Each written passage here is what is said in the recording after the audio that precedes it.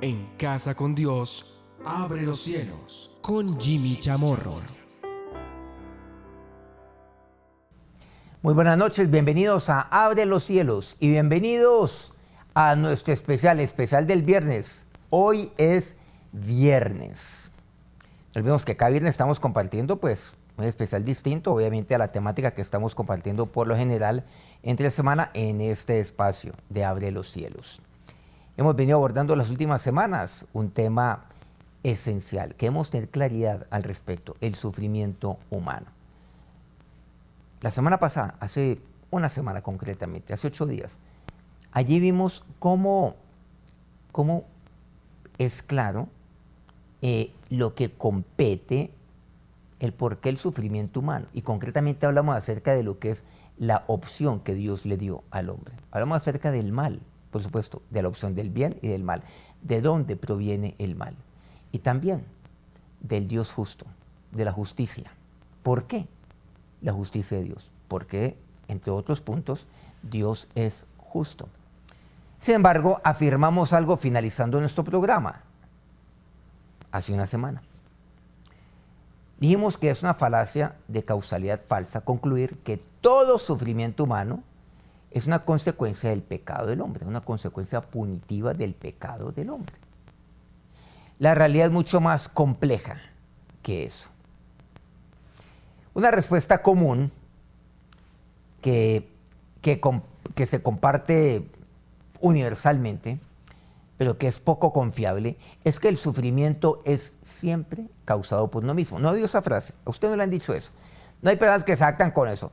Es que el sufrimiento uno mismo lo causa. Es que sufre porque quiere. Sin embargo, aquí hemos desde un principio referenciado el libro de Job. Porque ahí me habla la palabra de Dios con respecto al sufrimiento de Job, la aflicción que vivió Job. Vamos a ver entonces de qué se trata. Los supuestos amigos de Job llegaron a la conclusión de que sus sufrimientos debían ser prueba de algún pecado secreto de su parte. Era una prueba, era una evidencia de algún pecado de Job. Pues de esto me habla ampliamente la palabra de Dios en los capítulos 8 al 15 de Job. Obviamente que por razones obvias pues no vamos a leerlo, pero está referenciado, es bastante amplio. Recordemos lo que pasó allí con Job. Job está experimentando sufrimiento como ningún otro lo ha experimentado, solo superado por nuestro Señor Jesucristo. Allí registrado todo ello en el Nuevo Testamento por medio de los 4 evangelios. Pero aquí encontramos el sufrimiento de Job. ¿Por qué se da? ¿Por qué el libro de Job? ¿Por qué la vida de Job? ¿Por qué la historia de Job está allí? De lo contrario, razonaron los amigos de Job. ¿Qué posible explicación podría haber? O sea, algo hizo para que sufra tanto, para que sufra demasiado. Un sufrimiento sin precedentes, pero tampoco hasta hoy conocido. Al igual que los amigos de Job, por ejemplo, hoy en día, y no solamente hoy en día, ya desde hace algún tiempo, mucho tiempo, los hindúes han explicado el sufrimiento humano como una manifestación de la justicia basada en la reencarnación, suponiendo que la ley del karma, o lo que algunos llamarían la ley de lo que llaman los postres justos en algunos países, castiga o recompensa en esta vida la moralidad o la inmoralidad de algo que pasó en una vida anterior, de alguien ejercido durante una vida anterior, que seguramente fui yo. Observar el comportamiento humano proporciona muchos ejemplos de lo que llamamos postres justos, porque con frecuencia ocurre que el mal comportamiento de alguien es castigado con una consecuencia adecuada. Sin embargo, nuevamente, afirmar que todo sufrimiento humano es un castigo por un comportamiento que podría ser inadecuado, inmoral, sería, pues, claramente, lógicamente falaz, pero históricamente falso. En resumen, es una falacia de causalidad falsa inferir que todo sufrimiento es merecido. Que la causa de todo sufrimiento es porque yo me la gané, porque algo hice, que conllevó a que hoy yo esté sufriendo. Surge una pregunta: ¿estaba Dios castigando a Job con niveles excepcionales, enormes de sufrimiento debido a los niveles excepcionales de pecados personales de Job? Esa es la pregunta. Porque también tenemos que decir, así como se puede, como algunos lo creen, deducir, que el sufrimiento humano es por causa de algo que hice, un sufrimiento excepcional es por causa de unos niveles excepcionales de inmoralidad, de pecado. Entre más grande sea mi sufrimiento es porque más grande fue lo horroroso, lo espantoso que yo hice. ¿Estaba Dios castigando a Job de esa manera? Claramente no, no lo es. La Biblia enseña claramente que los sufrimientos de Job no fueron castigados como consecuencia de sus pecados personales, o no representaba, o más bien no fueran castigos. Y que los pecados de Job fueron castigados con sufrimiento, porque sus sufrimientos, nuevamente, sin precedentes, no coincidían de manera alguna con su vida. Podemos decir, con su conducta ejemplar. Podemos ir a Job capítulo 1. Versículo 1 dice, comenzando este libro, dice: hubo en tierra de Uz un varón llamado Job, y era este hombre perfecto y recto, temeroso de Dios y apartado del mal. ¿Qué tal esa? Y el hombre así fue sometido a un sufrimiento humano excepcional. Era un varón. Era perfecto, un hombre perfecto, recto, temeroso de Dios, apartado del mal. ¿Qué más quieren? Versículo 5. Y acontecía que, habiendo pasado en turno los días del convite, Job enviaba y los santificaba, y se levantaba de mañana y ofrecía holocaustos conforme al número de todos ellos, porque decía Job: quizá habrán pecado mis hijos y habrán blasfemado contra Dios en sus corazones. De esta manera hacía todos los días. Además, el nombre de familia, y el nombre que allí intercede a Dios por su familia. El centro de su vida era su familia, sus hijos.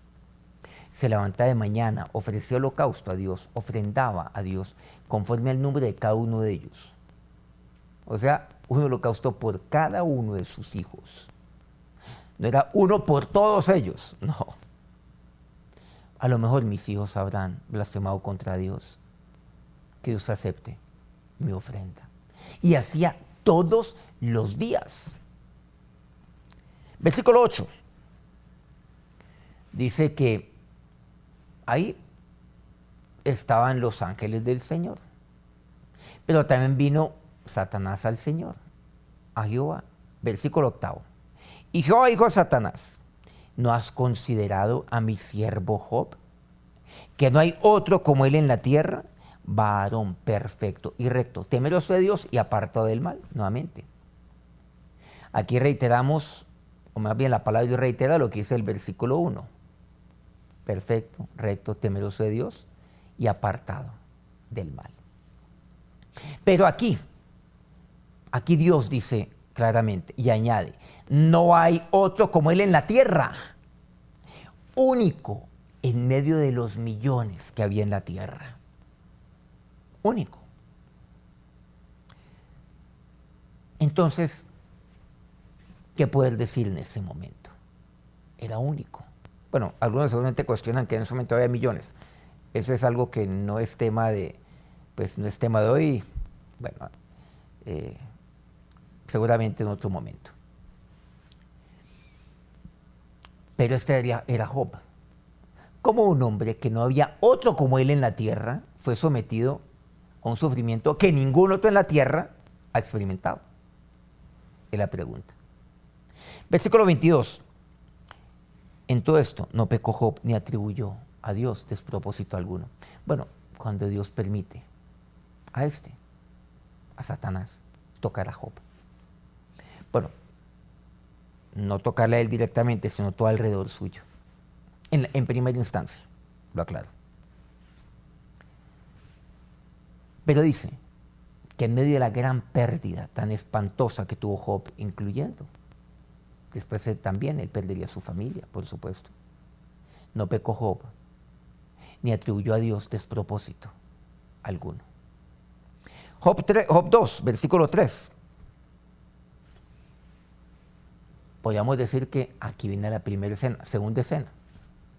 Vuelve nuevamente Satanás a Dios y le dice Dios a él, a Satanás. ¿No os considero a mi siervo Job, que no hay otro como él en la tierra? Nuevamente le reitera lo mismo. Varón perfecto y recto, temeroso de Dios, apartado del mal. Pero le añade algo más a lo que ya le había añadido anteriormente, y que todavía retiene su integridad, aun cuando tú me incitaste contra él para que lo arruinara sin causa. Miren lo que aquí Dios dice, si cabe duda todavía. Un hombre que retuvo su integridad, íntegro, retuvo su integridad en medio de una prueba tan dura. Prueba que seguramente a nadie ha pasado, pero eso sería poco frente a lo que se vendría todavía, que es la prueba que se vendría ahora en Job 2. Si lo de Job 1 fue un tema exagerado, ahora miren lo que viene con Job 2, pero miren lo que dice: para que lo arruinara sin causa. No hay causa. Entonces ahí vemos la causalidad. No era de ninguna forma la conducta de Job. No hay un elemento de causalidad al sufrimiento. Entonces con esto se deriva, con este ejemplo, que pues, o más bien concluyo, que no todo sufrimiento es causado por causa de mi pecado. No todo. Y aquí vemos cómo le vuelve a tocar. Y vuelve a tocar entonces a Job. Toca su cuerpo, toca su salud. Sufre demasiado. Para colmo de males, ahí están sus amigos. Amigos entre comillas, que le acreditan el sufrimiento de Job, pues a su pecado. Algo oculto que él hizo. Y no algo oculto, algo execrable, algo exagerado hizo Job para merecerse un castigo tan exagerado. Su esposa inclusive lo cuestiona a él. Y su esposa lo incita.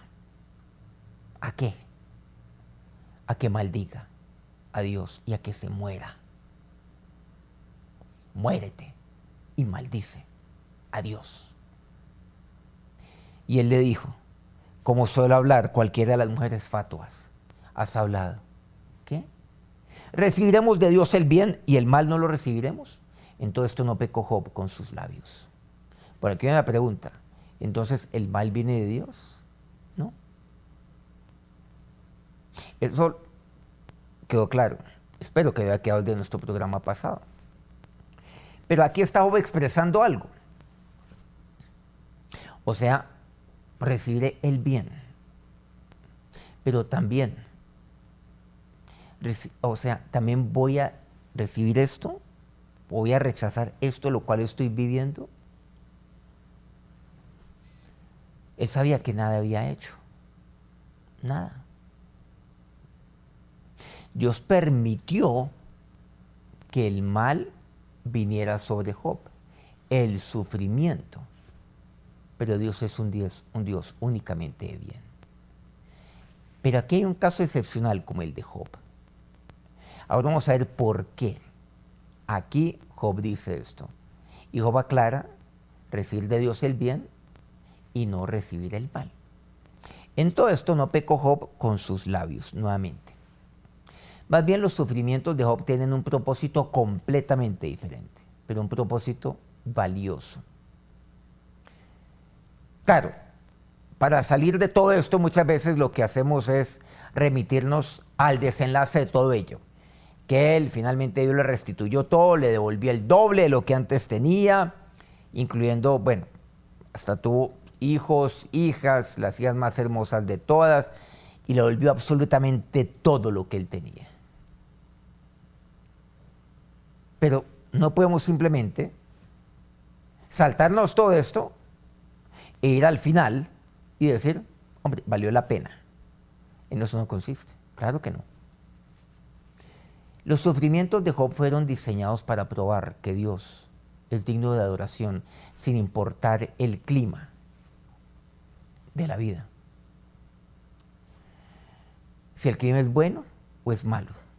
Si el clima es lluvioso o asoleado. ¿Es favorable o es desfavorable? Porque Dios es un Dios fiel. Es un creador fiel que obrará el bien supremo para aquellos que le pertenecen a Él, sin importar cómo ocurran los acontecimientos en esta vida que es extremadamente temporal. Todo. Entonces, este tema del bien de Dios y el mal del cual habla Job, recibiremos el bien, pero no recibiremos el mal, le dice a su mujer. Aquí vemos que hay que verlo a la luz no únicamente esta vida temporal, sino de aquello lo cual abarca la eternidad. Y en todo ello solamente vemos el bien de Dios. Job 13:15 dice, he aquí, aunque él me matare, en él esperaré. No obstante, defenderé delante de él mis caminos. O sea, no obstante delante de él, yo seguiré hablando, yo seguiré orándole a él. ¿Cuáles han sido mis caminos? Job mismo, o mejor, Dios mismo lo dijo. Era un varón perfecto, recto. Era un varón apartado del mal, varón justo. No había otro como él en la tierra. Un hombre que según Dios mismo mantuvo su integridad. Un hombre que no dio ocasión para nada, porque fue sin causa lo que le aconteció a él. Pero él dice, en él esperaré.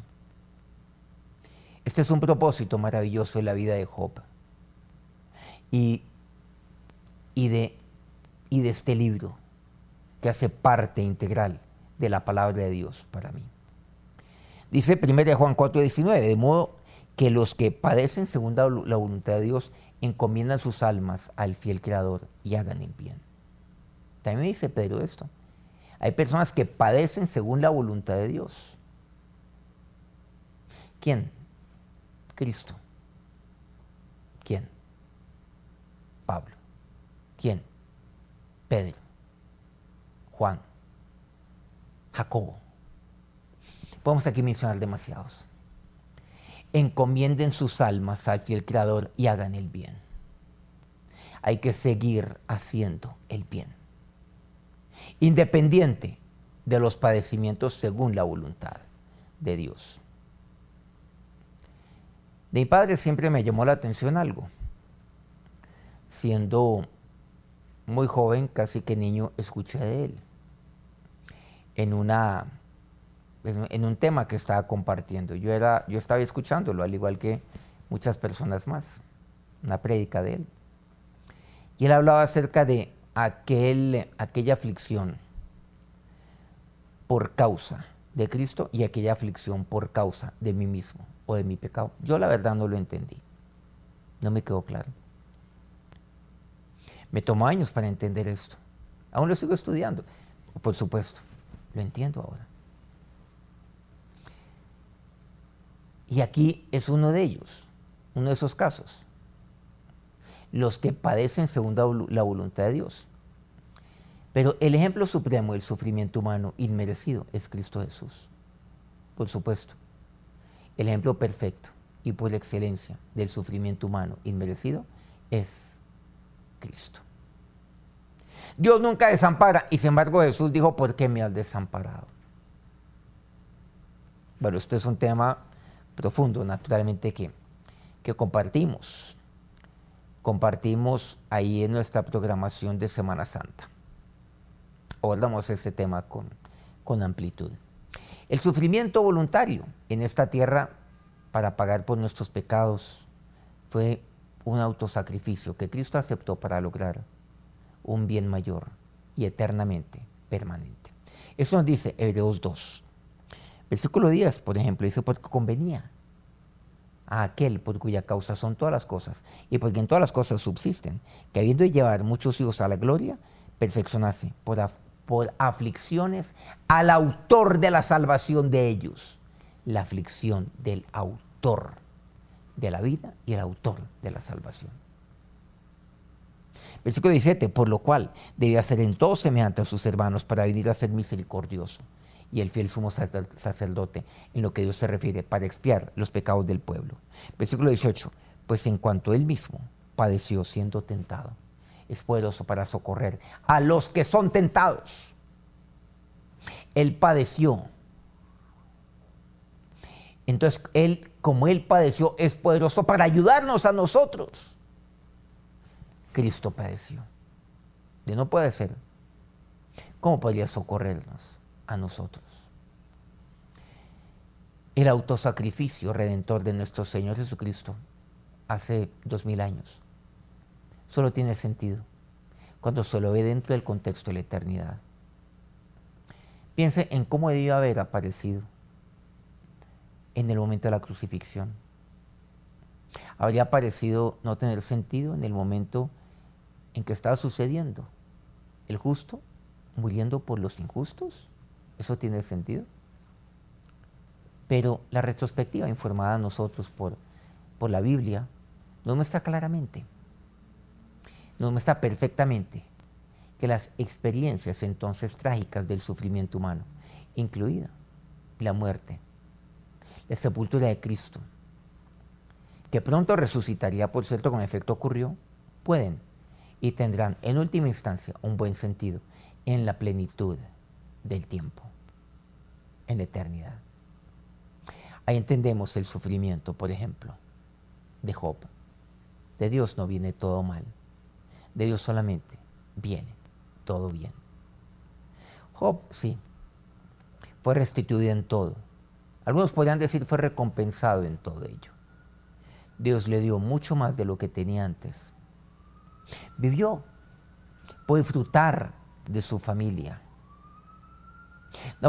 Una familia más grande que la que antes tenía. Pero aquí vemos algo. Si bien eso es cierto, para Job el bien de Dios se manifiesta y se manifestaría en la eternidad. Ese es el bien de Dios para nosotros. Entonces, a la luz de la eternidad y de la perspectiva de Dios, que es perfecta, no hay excusa lógica para usar la tragedia y el sufrimiento humano para rechazar al Dios de la Biblia, para rechazar a Jesús. Vamos a orar. Ahora, Señor y Dios, gracias. Gracias a ti, Dios justo. Justo porque nos diste elección. Fue lo primero que nos proporcionaste, una elección, y eso es ser justo. Justo porque hay, sí, una consecuencia para una elección u otra con base en las opciones que tengo. Pero, Señor, justo, porque solo eres tú, Jesús. ¿Es justo que el justo muera por los injustos? El mundo hoy se pregunta, ¿por qué hay tanta injusticia? Ya lo comprendemos en tu palabra. Pero nunca se pregunta, ¿por qué se actuó injustamente contra Jesús? Porque en el momento en el cual me formulo esta pregunta, no tengo otra alternativa que caer postrado ante ti y rendirme ante ti y reconocerte a ti como mi Dios. Ahora, Señor, Dios bueno y Dios justo. Gracias porque tú me enseñas tanto en tu palabra. Gracias, oh Dios, por tu siervo, por la vida de tu siervo Job. Ahí tú me enseñas algo tan valioso, algo tan profundo, y es el alabarte, el adorarte a ti, independiente del sufrimiento, adorarte. Dios, en todo momento, retener la integridad aún en medio del sufrimiento como Job, Señor. Pero también me enseñas en tu palabra a ser también misericordioso con otros, a no juzgar ligeramente el sufrimiento de alguno. Ahora, Señor y Dios, gracias, porque aquel que no conoció pecado por mí, lo hizo pecado. Ahora, que el Dios justo los bendiga en esta noche. Amén. Bueno, con esto hemos cerrado esta miniserie de el sufrimiento humano. Dentro de 8 días continuamos con otro programa. No continuamos, vamos a compartir otro tema en nuestro especial del viernes. De todas maneras, aquí los espero nuevamente el lunes a las 9 de la noche en Abre los Cielos. Dios los bendiga. En Casa con Dios, abre los cielos. Con Jimmy Chamorro.